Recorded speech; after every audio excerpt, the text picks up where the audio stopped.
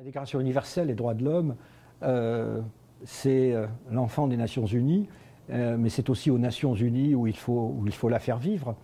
Et donc, lorsque j'étais représentant permanent à New York, entre 2009 et 2014, j'ai souvent dû me battre au nom de la France pour la promotion des droits de l'homme. Alors pourquoi me battre? Eh bien parce qu'en réalité, nous sommes sur la défensive dans le domaine de la défense des droits de l'homme aux Nations Unies. Du fait sans doute de la crise de 2008, de la perte de prestige, d'influence qui en a résulté pour les pays européens, qui ont toujours été les porteurs des droits de l'homme, eh bien, à cause de cela, nous avons devant nous la création d'un front de pays qui sont déterminés à empêcher que les droits de l'homme, dans certains domaines, soient étendus, soient défendus, soient élargis. Vous avez naturellement d'abord les pays musulmans. Vous avez aussi les pays socialement conservateurs qui sont menés par la Russie et la Chine. Vous avez aussi quelques pays catholiques conduits par le nonce apostolique. Les pays africains, souvent conservateurs sur les sujets de société. Tout cela fait une majorité de l'Assemblée générale. Et il nous est donc difficile de parvenir au vote de textes à portée générale sur des sujets comme les droits reproductifs des femmes, par exemple, sur les droits des personnes LGBT. Dans 70 pays du monde, les relations homosexuelles entre adultes sont l'objet de poursuites pénales. Dans un ou deux cas, cela va jusqu'à la peine de mort. Et donc, lorsque le nouveau gouvernement français, en 2012, m'a demandé d'introduire une résolution à l'Assemblée générale des Nations Unies pour la dépénalisation de l'homosexualité, j'ai été contraint de dire à mes autorités qu'il valait mieux ne pas le faire. Il valait mieux ne pas le faire parce que nous étions sûrs d'être battus à plate couture et qu'une défaite à plate couture à l'Assemblée générale, cela signifiait un retard de 5 ou 10 ans.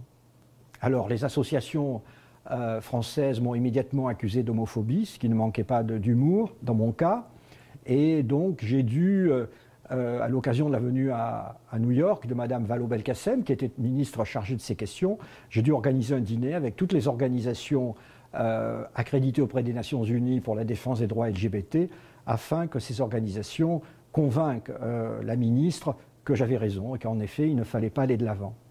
Alors, on peut en tirer évidemment une conclusion assez pessimiste sur une organisation où une majorité conservatrice aujourd'hui est crispée pour empêcher tout progrès significatif dans le domaine des droits de l'homme au nom de la souveraineté nationale.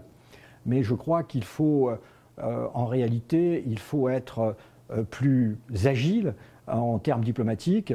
Il faut choisir son combat. Il faut éviter surtout les questions de principe.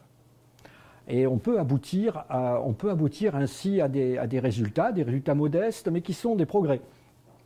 La France, lorsque j'étais représentant permanent, par exemple, a introduit dans le mandat des forces de maintien de la paix des Nations Unies des conseillers qui étaient chargés de s'occuper des questions de genre, c'est-à-dire de la protection des femmes, mais également les droits de l'enfant, les droits de l'homme.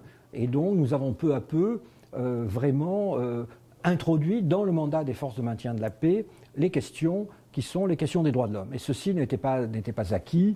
Les Russes ont grommelé, mais ont finalement accepté.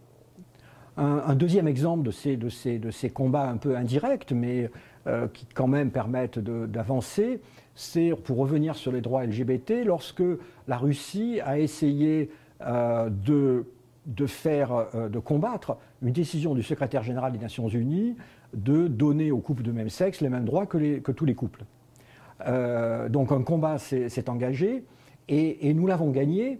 Et donc les Russes ont été battus parce que nous n'avons pas porté le débat sur le thème le thème général du droit LGBT, des LGBT, mais sur le fait que c'était mettre en cause une compétence du secrétaire général des Nations Unies, c'est-à-dire l'organisation de son secrétariat.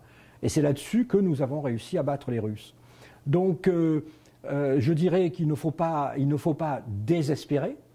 Il faut être conscient que, comme on dit au football, aujourd'hui le terrain est lourd dans la question des droits de l'homme, qu'il y a une majorité qui est plutôt aujourd'hui hostile à l'extension internationale des droits de l'homme, mais que nous pouvons, si nous évitons des combats de théologie, combats que les Français aiment peut-être trop souvent, nous pouvons progresser pas à pas et nous continuerons à le faire en restant fidèles à l'esprit de cette Déclaration universelle des droits de l'homme qui porte quand même en grande partie la signature d'un grand Français, René Cassin.